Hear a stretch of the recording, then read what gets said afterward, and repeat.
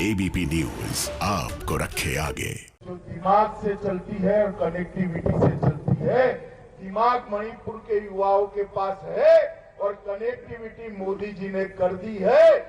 मणिपुर के युवाओं के लिए एक नए रास्ते खोलने वाला काम ये ITSEZ को है। मणिपुर एक जमाने में इंसर्जेंसी के लिए, बंद के लिए, ब्लॉकेज के लिए जाना जाता था। लॉ एंड ऑर्डर की परिस्थिति मणिपुर में बहुत चर्चा में रहती थी। आज इंफाल में राज्य पुलिस मुख्यालय का भी भूमि पूजन हो रहा है। इसको मुझे आनंद है कि मेरे हाथों से वो हो रहा है।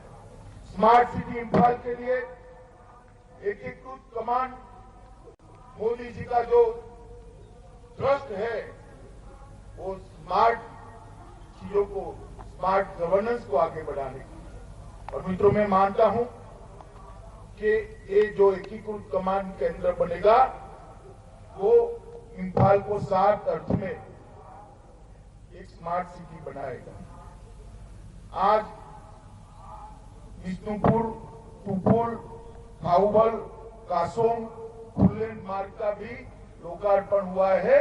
ये रोड बन चुका है और एक बहुत बड़े थाउबल डैम का भी उद्घाटन का काम आज यहाँ पर हुआ है। एक दृष्टि से चाहे पहाड़ हो या मैदान हो, मणिपुर के हर क्षेत्र को विकास की दृष्टि से जोड़ने वाला आज महत्वपूर्ण काम हुआ है। मगर मैं यहाँ पर आया हूँ, भाई बीरेन्द्र सिंह को अभिनंदन करने के लिए आया हूँ। विशेष रूप से उनका अभिनंदन करना चाहता हूँ, क्योंकि 3 साल हुए इनकी सरकार को। जब चुनाव अभियान आता था, चल रहा था, मैं यहाँ पार्टी अध्यक्ष से नाते इसी ग्राउंड के अंदर आया था और मैंने कहा था, एक बार आप भारतीय जनता पार्टी को पूर्ण बहुमत दीजिए। लोग मुझ पर हंस रहे थे कि आपका एक भी सीट नहीं, मणिपुर की जनता पूर्ण बहुमत कहां से देगी? आपको 2% वोट मिले हैं, कैसे पूर्ण बहुमत देगी? मगर मणिपुर की जनता ने तय कर दिया था कि इस बार नरेंद्र मोदी के नेतृत्व में भारतीय जनता पार्टी की सरकार बनी। और मित्रों, देखिए 3 साल के अंदर हमने वादा किया था, मोदी जी कहकर गए थे कि मणिपुर बंद हो जाता है, ब्लॉकेज कर देते हैं। राजनीतिक कारणों से चुनाव के वक्त भी कांग्रेस पार्टी ने किया था। ना गैस मिलता है, ना केरोसिन मिलता है, ना बच्चों को ब्रेड मिलती थी। सारी चीजों की किल्लत होती थी या नहीं होती थी? भाई याद करो जरा, बोलो जोर से, माताएं बहनें बैठी है, बोले होती थी या नहीं होती थी? आज 3 साल हुए, एक भी बार बंद नहीं हुआ है।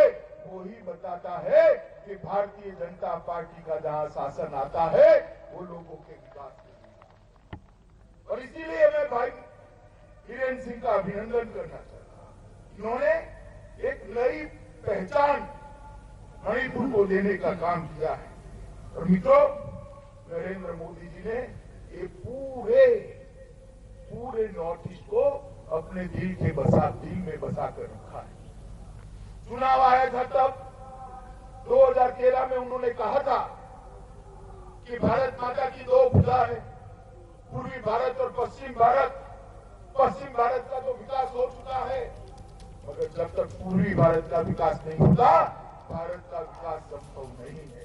और मुझे कहते हुए गर्व हो रहा है कि 6.5 साल के अंदर नॉर्थ ईस्ट के अंदर विकास की एक रेल लाने का, पहले पानी की बाढ़ आती थी, अब यहाँ पर विकास की बाढ़ लाने का काम हमारे प्रिय प्रधानमंत्री नरेंद्र मोदी जी। नॉर्थ ईस्ट जो अलगाववाद के लिए जाना जाता था, अलग अलग हथियारी ग्रुप की हिंसाओं के लिए जाना जाता था, आप पीछे मुड़कर 6 साल देखिए, एक के बाद एक सारे हथियारी ग्रुपों ने अपने हथियार डाले। हिंसा कम हुई, लगभग नहीवत हुई।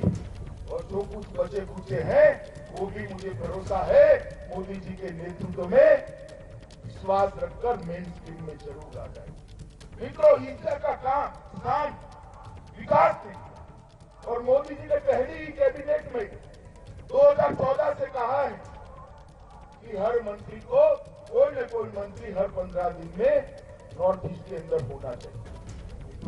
तवज्जो, इतनी प्रायोरिटी, इतनी प्राथमिकता कभी नॉर्थ ईस्ट को नहीं दी गई। मोदी जी ने ये कहा और स्वयं भी, जैसा जितेंद्र सिंह ने बताया, मोदी जी स्वयं इन 6.5 साल में 40 से ज्यादा बार नॉर्थ ईस्ट के अंदर आए हैं और नॉर्थ ईस्ट का एक भी राज्य ऐसा नहीं है जहां मोदी जी के दौरे नहीं हुए। ये बताता है कि नॉर्थ ईस्ट के लिए कितनी प्रायोरिटी मोदी जी ने करी है। मित्रों, और एक बात, दिल की बात समझने में नरेंद्र मोदी जैसा कोई आदमी नहीं, ऐसा नेता नहीं होगा जो जनता के दिल की बात जानता। मुझे बताओ, मैं भी पार्टी का अध्यक्ष था, बाद में गृह मंत्री बना। आपने यहां पर मूल निवासियों की भावनाओं की रक्षा के लिए इनर लाइन परमिट की मांग करते करते करते करते मणिपुर वाले भूल गए थे, तो होना ही नहीं। मेरे पास कई आवेदन पत्र हैं जिसमें मांगी नहीं थी। अचानक 11 दिसंबर 2019 को मोदी जी ने तय किया कि इनर लाइन परमिट मणिपुर को न देना मणिपुर के मूल निवासियों के साथ अन्याय है और मांगे बगैर इनर लाइन परमिट देने का काम इस देश के प्रधानमंत्री। जब मैं बिल लेकर खड़ा हुआ तब मैं इतना रोमांचित था कि मैं मेरी बात आपको नहीं बता। आप लोगों की जो चिंता थी, चारों ओर इनर लाइन परमिट और बीच में मणिपुर, कोई सुरक्षा नहीं, कैसे चलेगा? मगर इसका रास्ता मोदी जी ने निकाल दिया और आज इनर लाइन परमिट आप लोगों के पास है। और मैं मानता हूं कि बहुत बड़ी उपलब्धि मणिपुर राज्य की स्थापना के बाद अगर केंद्र सरकार ने सबसे बड़ा तोहफा मणिपुर को दिया है तो इनर लाइन परमिट। और इसके लिए केवल और केवल मोदी जी को धन्यवाद करना रहता है। बहुत सारे प्रोजेक्ट का काम हुआ है, मगर मैं आज प्रबल बहुदिन से ही परियोजना की बात जरूर करना चाहूंगा। मित्रों, ये योजना को अटल जी के समय में शुरू किया गया। 2004 में जब अटल जी प्रधानमंत्री थे तब उस वक्त भी भाजपा की सरकार। 2004 के बाद सरदार मनमोहन सिंह जी की सरकार आई, कांग्रेस की सरकार आई। 14 तक कुछ नहीं हुआ, योजना झट की 10 बढ़ गई। यहां बंद कराने वालों का शासन था, कांग्रेस पार्टी का शासन था। ना मुख्यमंत्री ने आवाज उठाई, ना मुख्यमंत्री की किसने की। 2016 में मोदी जी ने 462 करोड़ देकर फिर से इसको चालू किया और मुझे आज आनंद है कि 35,160 हेक्टेयर की सिंचाई क्षमता बढ़ाने वाली एक परियोजना आज पूर्ण होगा। 35,000 हेक्टेयर कृषि आज सिंचित होने जा रही है। ट्रिपल आईटी और ITSEZ, मैंने जैसे कहा, मणिपुर के युवाओं को मणिपुर छोड़े बगैर दुनिया भर के साथ कनेक्ट करेंगे। आपकी जो क्षमताएं हैं ये दुनिया भर से संपत्ति को यहाँ लाएगी। कोई ट्रांसपोर्टेशन की चिंता नहीं, कोई टैक्स की चिंता नहीं। ये ITSEZ आने वाले दिनों में पूरे नॉर्थ ईस्ट के लिए मार्गदर्शक बनने वाला है। कई सरकारी भवनों का भी आज भूमि पूजन हो रहा है। और मित्रों, ये ITSEZ में मेरा अंदाज है कि बनने के बाद यहाँ के GDP में सालाना 4,600 करोड़ रुपया की वृद्धि होने वाली है।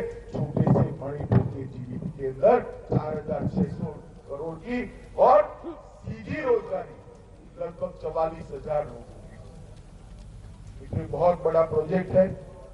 सुल्तानपुर मेडिकल कॉलेज जो हिल पर है, एक आदिवासी पर्वतीय जिले में एक मेडिकल कॉलेज तो खुलेगा ही खुलेगा। 100 युवा मणिपुर के हमेशा डॉक्टर बनकर बाहर निकलेंगे, मणिपुर के गांवों की, पहाड़ों की सेवा करेंगे, घाटी में भी अपनी सेवा देंगे। इसके साथ साथ एक पूर्ण व्यवस्था वाला अस्पताल भी शुरू होगा। तो आज मैं मणिपुर के मुख्यमंत्री जी को निवेदन करने आया। मोदी जी के नेतृत्व में नेशनल फॉरेंसिक साइंस यूनिवर्सिटी बनी। पूरे नॉर्थ ईस्ट में फॉरेंसिक साइंस के क्षेत्र में काफी कुछ करना बाकी है। मेरा मणिपुर के मुख्यमंत्री जी से निवेदन है कि एक नेशनल फॉरेंसिक साइंस यूनिवर्सिटी से एफिलिएटेड कॉलेज अगर आप मणिपुर में खोलते हो तो नॉर्थ ईस्ट के सभी राज्य के बच्चे यहाँ पर एक कोर्स करें और भारत सरकार इसके लिए तैयार है। आप आगे आइए, नेशनल फॉरेंसिक साइंस यूनिवर्सिटी के साथ एमओयू करिए और आपकी किसी भी साइंस कॉलेज के अंदर एक तत्काल व्यवस्था कर दीजिए। बाकी सारी व्यवस्थाएं हमारे भाई जितेंद्र सिंह करेंगे, उनको करने में कोई दिक्कत नहीं है। मित्रों, मोदी जी ने पूरे नॉर्थ ईस्ट के अंदर शांति बहाल हो, विकास के मार्ग पर नॉर्थ ईस्ट द्रुत गति से स्पीड से चल पड़े, इसके लिए ढेर सारी समस्याओं का निराकरण करें। बांग्लादेश के साथ लैंड बाउंड्री एग्रीमेंट कर पूरे नॉर्थ ईस्ट को कलकत्ता और बांग्लादेश के बंदरों के साथ जोड़ने का काम हम करने वाले हैं। ब्रू रियांग समझौता कर दिया है।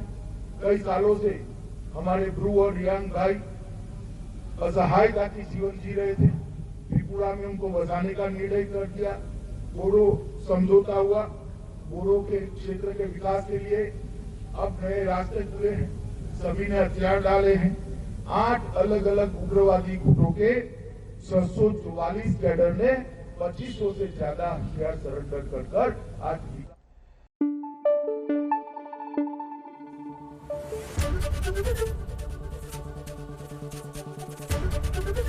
एबीपी न्यूज आपको रखे आगे।